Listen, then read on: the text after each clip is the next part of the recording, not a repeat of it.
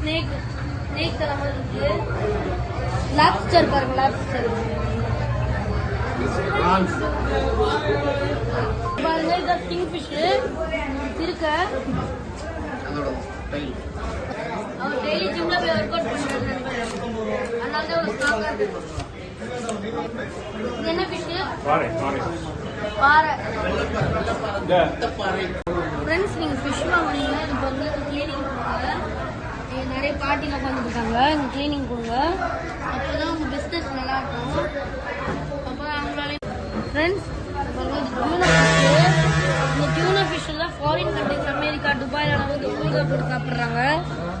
பாருங்க பாருங்க, tuna fish